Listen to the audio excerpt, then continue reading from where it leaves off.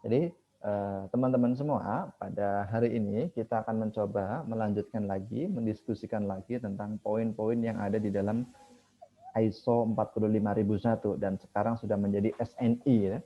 Jadi namanya itu SNI ISO 45001, keluarannya BSN itu ya, tentang sebuah sistem manajemen keselamatan dan kesehatan kerja yang diadop dalam ISO 45.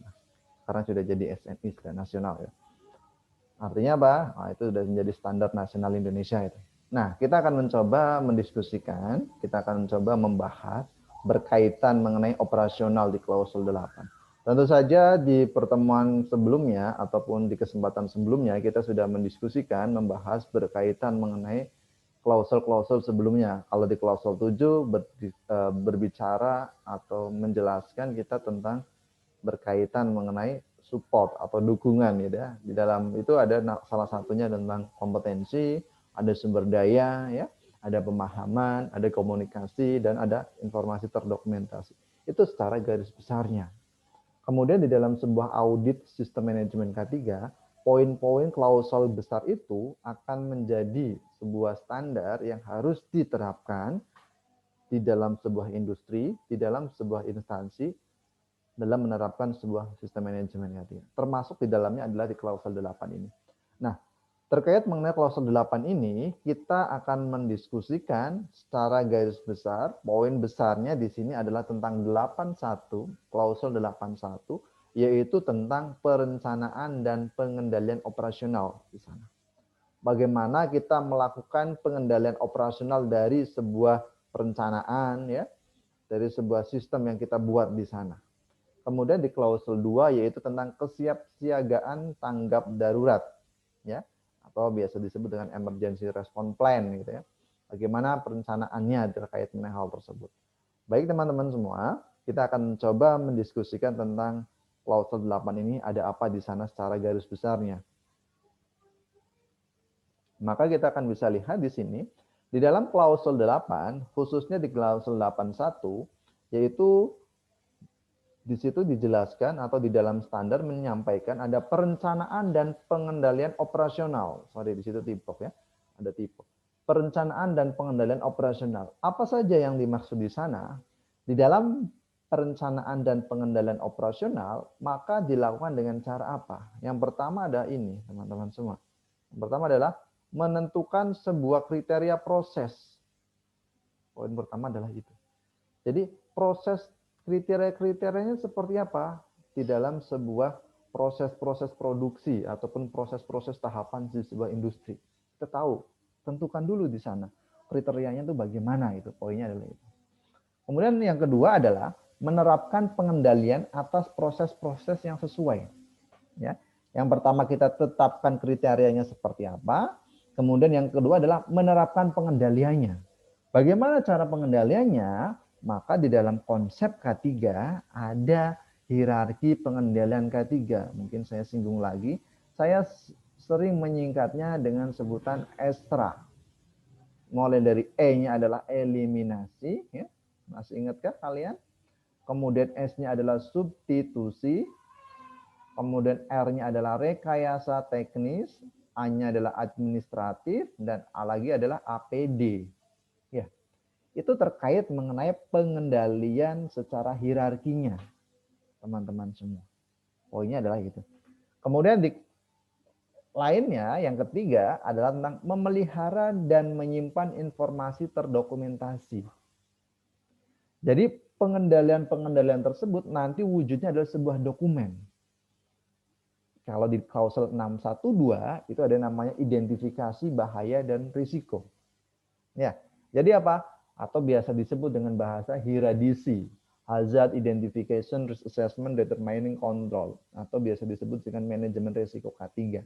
Nah, dari dokumen-dokumen tersebut, maka dari mulai identifikasi hazard, kemudian penilaian sebuah risiko, dan yang terakhir ada pengendalian, dokumen tersebut adalah dipelihara, disimpan. Jadi didokumentasikan. Ada dokumennya enggak? Oh ada. Ini ditunjukkan. Maka di masing-masing departemen yang terkait itu mempunyai dokumen-dokumen tentang hierarki tersebut, teman-teman semua. Pada saat diterapkan, maka apa? masing-masing dokumen tersebut harus ada di unit-unit atau departemen yang terkait tentang pengendalian hal tersebut. Pada saat dilakukan audit eksternal gitu juga sama akan ditanya, bagaimana pengendalian yang ada di departemen ibu bapak ataupun unit masing-masing itu seperti apa. Maka konteksnya adalah seperti itu. Gitu ya. Kemudian selanjutnya yaitu menyesuaikan pekerjaan dengan pekerja. Dalam hal ini adalah bukan pekerjanya yang menyesuaikan dengan pekerjaan, tapi apa? Pekerjaan menyesuaikan pekerjaan dengan pekerja. Misalkan ada jam waktunya juga ya, wah, ada namanya shift kerja dan lain sebagainya. Pengaturan kerja. Ini terkait mengenai perencanaan dan pengendalian operasional. Salah satunya misalkan juga terkait mengenai ini, ergonomi misalkan. Peralatan ataupun alat-alat itu harus apa? Harus ergonomis sesuai dengan pekerjanya di sana. Diatur sedemikian rupa termasuk mengenai tinggi, misalnya tinggi meja gitu ya, tinggi kursi dan lain sebagainya. Itu menyesuaikan dengan pekerjanya. Itu dari aspek ergonomi atau ergonomical hazardnya. Bagaimana kita melakukan pengendalian seperti itu. Itu secara garis besarnya teman-teman semua berkaitan dengan hal tersebut. Kemudian kita akan coba lagi yaitu di klausul 812. Di dalam klausul 812 itu ada eliminasi bahaya dan mengurangi risiko K3. Ini yang sempat saya singgung tadi di depan. Di dalam eliminasi bahaya dan mengurangi risiko, maka ada namanya hierarki pengendalian yang tadi ya, yang saya sampaikan itu ya. Lebih tepatnya akan diatur di sini. Yaitu tentang apa? Eliminasi bahaya itu menghilangkan sumber bahaya atau proses-proses yang ada potensial bahayanya. Jadi bahaya tersebut dihilangkan teman-teman semua. Itu adalah pengendalian paling efektif. Misalkan, oh ini ada mesin itu, iya ada sumber bahaya, kita hilangkan di sana. Maka di dalam sebuah lingkungan kerja, di dalam sebuah tempat kerja tersebut tidak ada potensial hazardnya di sana. Itu yang paling efektif. Maka ketika itu tidak bisa dilakukan, kita akan masuk ke dalam tahapan kedua, yaitu dengan substitusi atau mengganti. Contohnya seperti apa?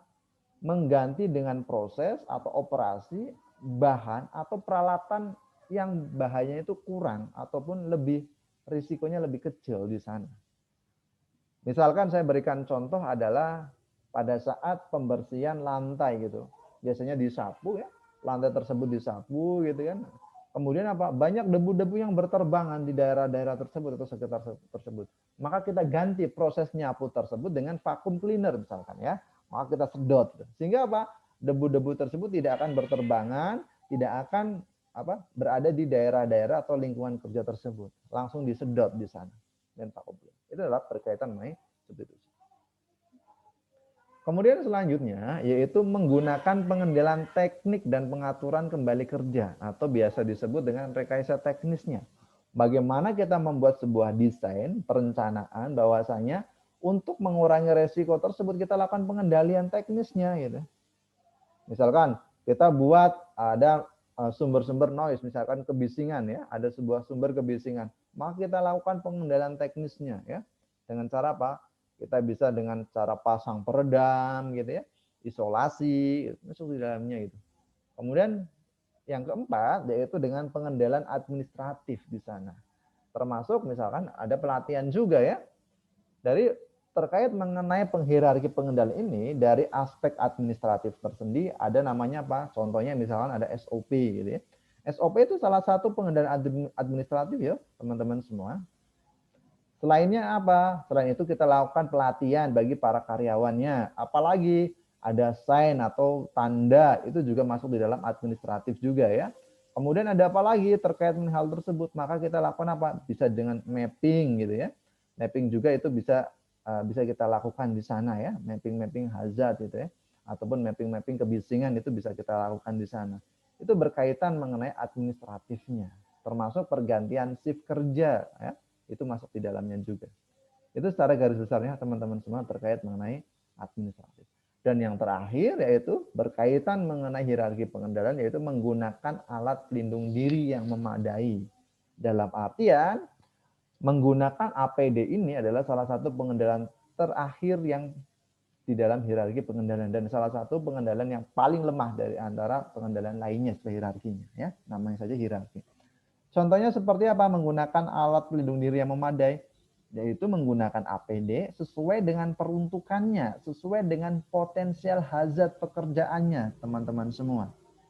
Misalkan ngomonginnya adalah ada bahaya debu, maka menggunakan masker. Maskernya adalah sesuai dengan peruntukannya. Debu apa, ukurannya berapa, itu harus dispesifikasikan. Jadi tidak asal menggunakan masker. Ya, kategorinya adalah sesuai dengan peruntukannya. Ada juga diatur di dalam Permenaker nomor berapa ya, APD tahun 2010 ya kalau nggak salah ya. Permenaker nomor 8 tahun 2010 tentang alat pelindung diri di sana. Itulah teman-teman secara garis besar terkait mengenai 8 klausul 1, yaitu tentang perencanaan dan pengendalian operasional, yang lagi ke dalam subnya terkait 812, eliminasi bahaya dan mengurangi sebuah risiko di sana. Kemudian di 812 juga ada namanya manajemen perubahan. Apa yang dimaksud di sana dan tujuannya untuk apa? Maka kita lihat di sini untuk meningkatkan K3 di tempat kerja, ya, dengan meminimalkan pengenalan bahaya baru dan risiko K3 ke dalam lingkungan kerja tersebut. Karena ada perubahan-perubahan, misalkan ada perubahan-perubahan terkait proses produksi, gitu ya. Ada perubahan-perubahan prosedur, ada spesifikasi, ada desain baru, ada bahan baku baru, dan lain sebagainya. Itu terkait mengenai manajemen perubahan.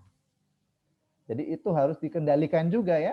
Nah, manajemen perubahan itu harus dilakukan pengendalian juga.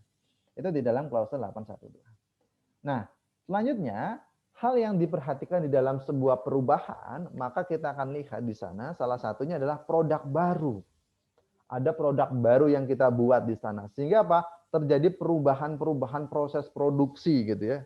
Sehingga potensial bahaya baru pun akan kemungkinan besar muncul di sana. Maka kita lakukan identifikasi ulang.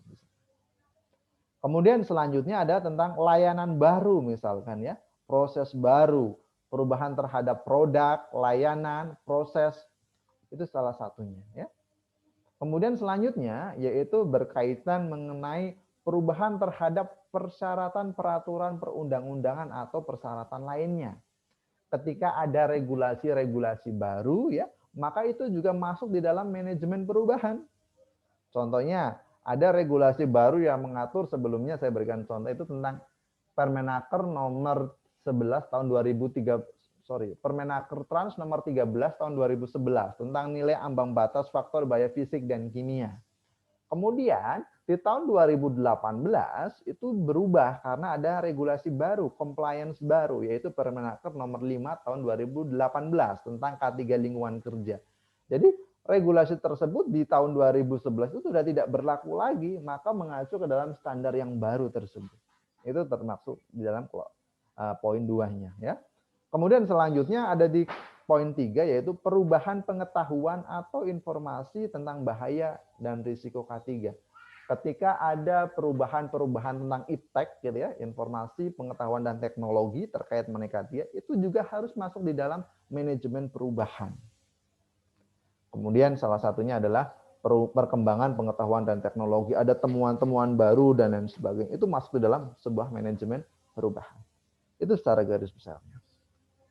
Nah, ada juga di klausul 814 yaitu tentang pengadaan. Tujuan dimaksud di sini adalah menentukan, menilai ya, berkaitan mengenai pengadaan ini, teman-teman bisa lihat di sini, yaitu menentukan, menilai dan menghilangkan bahaya untuk mengurangi resiko K3 yang terkait misalkan ada produk gitu ya, ada bahan atau bahan berbahaya, bahan baku, peralatan atau layanan sebelum dikenalkan di tempat kerja. Jadi ketika ada produk baru, pengadaan-pengadaan itu, jadi kita tahu, oh ada sumber potensi bahaya baru yang ada di sana. Maka kita lakukan pengadaannya. Maka sebuah instansi, sebuah organisasi, atau sebuah perusahaan di sana memastikan apa? Yang pertama, peralatan yang dikirim sesuai dengan spesifikasinya dan memenuhi standar dan telah diuji di sana. Ya. pengadaan barang tersebut sesuai dengan spesifikasinya. Jadi dipastikan bahwa barang yang datang itu sesuai speknya di sana. Kemudian yang kedua, instalasi diperiksa atau memastikan fungsi sesuai dengan desain. Nah, itu desainnya seperti apa. Kemudian yang ketiga, bahan yang dikirim sesuai dengan spesifikasinya. Jangan sampai apa? Wah, speknya berubah gitu ya, kualitasnya berubah ataupun modelnya berubah. Nah, ini nggak cocok juga. Jadi sebuah perusahaan atau sebuah instansi memastikan terkait mengenai hal tersebut, mengenai pengadaannya, teman-teman semua. Kemudian poin yang keempat yaitu setiap persyaratan penggunaan, tindakan pencegahan atau tindakan perlindungan lainnya dikomunikasikan dan disediakan. Jadi kita mengkomunikasikan terkait mengenai pencegahan dan perlindungan tentang hal-hal baru berkaitan mengenai pengadaan. Itulah teman-teman semua secara garis besarnya di dalam klausul 814 tersebut. Termasuk juga mengatur tentang kontraktor. Jadi di dalam sebuah perusahaan, yaitu kegiatan yang dikoordinir oleh kontraktor. Mungkin sebuah industri, sebuah perusahaan atau instansi terkadang melibatkan oleh pihak-pihak luar, salah satunya pihak-pihak kontraktor. Ya, contoh misalkan perusahaan konstruksi adikarya gitu kan, membangun sebuah jalan, maka di bawahnya itu ada kontraktor-kontraktornya juga. Gitu. Ada subkon-subkonnya juga terkadang seperti itu. Termasuk di sektor-sektor tambang, misalkan Adaro adalah sebuah pemilik mainnya gitu. Maka ada kontraktor-kontraktor tambang lainnya. Seperti apa? Bisa jadi ada PAMA ya, itu kontraktor tambang. Kemudian di bawah PAMA juga ada lainnya, misalkan subkonnya. Itu adalah berkaitan mengenai kontraktor atau pengadaan kontraktor. Maka di situ dijelaskan di dalam sebuah standar operasi dan kegiatan kontraktor yang berdampak pada organisasi ya. Jadi kontraktor-kontraktor tersebut adalah ada orang baru atau yang eksternal masuk, maka ada kemungkinan operasi tersebut akan berdampak terhadap sebuah organisasi mainnya, maka harus mengikuti. Kalau di dalam tambang atau migas itu namanya berkaitan mengenai safety, ada namanya CSMS, ya, Kontraktor Safety Management System. Bahwasanya kontraktor-kontraktor yang masuk ke dalam sebuah perusahaan harus taat dan patuh mewajibi gitu ya, wajib mentaati semua yang terkait dari main kontraktornya di sana. Nextnya adalah operasi dan kegiatan organisasi yang berdampak pada pekerja, jelas di sana. Baik terhadap peralatan atau organisasi tersebut, dampaknya terhadap pekerja yang ada di main juga gitu ya, ataupun terkait mengenai tempat kerjanya. Ada muncul sebuah unsafe condition misalkan, bahaya-bahaya baru yang akan muncul di sana. Itu adalah potensial juga di sana. Ya. Kemudian terkait mengenai pengadaan alih daya juga, di sini disampaikan di dalam standar juga diatur kemampuan organisasi eksternal untuk memenuhi, nah, ya, untuk memenuhi apa di sana disampaikan adalah untuk memenuhi persyaratan SMK 3 organisasi di sana. Jadi mengikuti kemampuannya di sana seperti apa. Ya, itu secara garis besar. Kemudian selanjutnya yaitu terkait mengenai kompetensi teknis organisasi untuk menentukan pengendaliannya di sana, ya. Kemudian seperti apa. Kemudian dampak potensial dari proses dialihdayakan hal tersebut. Sejauh mana pembagian proses yang diserahkan, kemampuan organisasi untuk menentukan pengendalian yang diperlukan, dan yang terakhir yaitu peluang untuk melakukan perbaikan. Di dalam pengadaan itu seperti itu, teman-teman. Ya, itu secara garis besar. Nah, saya kira seperti itu secara garis besar yang bisa saya sampaikan kepada teman-teman terkait